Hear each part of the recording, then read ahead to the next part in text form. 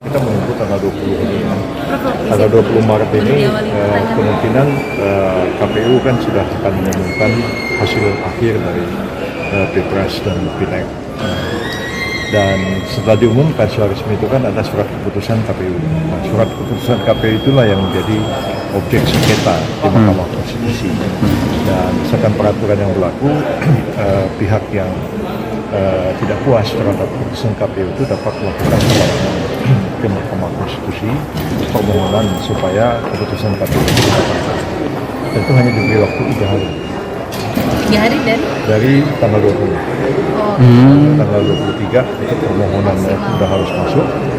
Dan kalau hasilnya tetap seperti sekarang, artinya kan Pak Prabowo Gibran kan sebagai pemenang, anggaplah seperti itu kan. Kalau tidak ada sengketa gitu. Kalau misalnya yang bisa mengajukan permohonan pembatalan itu kan hanya pihak yang kalah kan. Hal ini adalah Pak Ganjar dan Pak Anies begitu.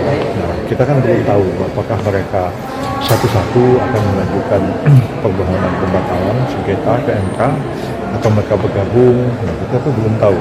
Nah, jadi tugas dari kami di TKN-nya Pak Prabowo itu tugas saya lah mempersiapkan para lawyer. Sudah dirumuskan dan sudah diterap surat kuasanya, sebentar lagi akan disampaikan kepada Pak Prabowo dan Pak Gibran untuk ditandatangani. Ada sekitar 36 orang lawyer dan akan standby begitu. Kalau mereka tanggal 23 nanti mengajukan permohonan sengketa ke Mahkamah Konstitusi, kita juga akan menyampaikan surat kepada mereka sebagai pihak terkait atau pihak tergugat intervensi dalam perkara. Nah, jadi sebagai pihak terkait kan nanti kita menunggu kan itu harus diputuskan oleh rapat musyawarah hakim MK apakah akan diterima sebagai pihak terkait atau tidak. Biasanya sih diterima. Kalau diterima ya kita akan hadir di MK. Itu posisi kita itu sejajar dengan KPU. Karena kan yang melakukan permohonan kan adalah misalnya Pak Ganjar dengan Pak Anies. Yang termohonnya kan KPU. Dan kami ini adalah pihak terkait yang melakukan intervensi. Jadi posisi kita itu sebenarnya agak sejajar dengan KPU.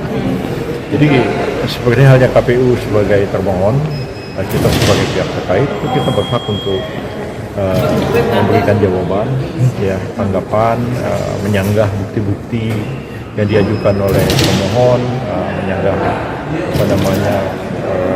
keterangan-keterangan saksi yang diberikan oleh saksi ahli yang mereka ajukan, dan kita juga bisa mengajukan bukti-bukti sebaliknya. Ya. Jadi kalau mereka mengatakan ada kecurangan, kita bilang ini nggak curang kok, ini buktinya. Gitu.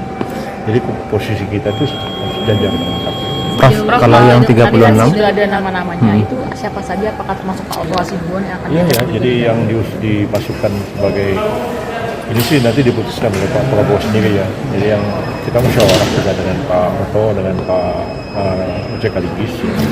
Jadi yang dimasukkan sebagai ketua tim itu saya, karena memang bidangnya hukum tata negara kan dan hukum administrasi negara. Yang kedua wakil ketuanya itu diajukan adalah Pak Hasibuan. Wakil ketua juga Pak Ojek Kaligis, wakil ketua juga Pak Dr. Fahri Bahmid dari Makassar ya. Jadi itulah yang dan seluruhnya itu ada 36 lawyer dan sebagian besar adalah lawyer profesional dan beberapa memang adalah nama-nama yang diusulkan oleh partai koalisi. Jadi dari Golkar ada, dari Gerindra ada, dari partai lain juga ada. Ya, ada yang mengusulkan nama si A si B, tapi ini nggak bisa, ini anggota DPR. Ya, anggota DPR kan. Walaupun mereka anggota DPR, walaupun mereka advokat, dia nggak boleh. Karena advokatnya di suspend sementara. Profesional itu maksudnya tidak pernah pengacara. Kalau dari 03 seperti apa, Pak? Kamera, Prof. Ya sudah, kita juga sudah nyiapkan menunggu keputusan KPU. Karena ada tokoh-tokoh pengacara yang digandeng. Kamera, Prof. Selain Pak Todung misalnya dari luar 03, Prof. Banyak yang sudah daftar itu dari berbagai daerah, dari berbagai profesi pengacara. Tapi untuk apa terlalu rame-rame. Tapi Kamera, banyak Prof. juga ya kita suruh ya ikut aja nanti kalau mau ikut. Banyak lah nanti. Tapi Prof sendiri kan Kamera, Prof. mantan ketua MK. Apakah Anda akan merasa ada konflik kepentingan ketika nanti ikut mengajukan gugatan itu ke MK, Prof? Oh Oh enggak, karena saya bukan hakimnya sekarang, saya enggak punya konflik kepentingan. Karena sekarang saya prinsipal. Saya kan bukan hakim, nggak ikut memutus karena apa konflik kepentingan. Tapi apakah Prof juga merasakan mungkin ada batasan karena putusan Kamera, sengketa Prof. ini harus diputuskan Izin, dalam Prof. 14 Kamera. hari kerja. Sementara Izin kamera, baru Prof. kali ini kita Kiri, akan Prof. mengalami gugatan Pilpres itu ada 2, tidak Kiri, satu Prof. seperti pemilu sebelumnya, Prof. Prof, kiri Prof. Enggak, menurut saya ada masalah ya, itu kan soal gratis saja 14 hari. Kan sebenarnya pokok-pokok masalahnya sama kan. Tinggal beda tempat, beda angka, beda apa gitu kan. Tapi pokok masalahnya kan Jadi kesalahan, dugaan kesalahan menyelenggarakan dan keputusan kan masalahnya sama. itu petitumnya itu nanti yang diajukan, Prof. Ya, yang saya baca di media gitu. Kalau yang saya ya itu, tapi yang satu datang. Prof, susah nggak Prof untuk membuktikan kejahatan yang sistematis dalam pemilu 2024 nanti? Kemudian biar pengadilan kalau itu ya.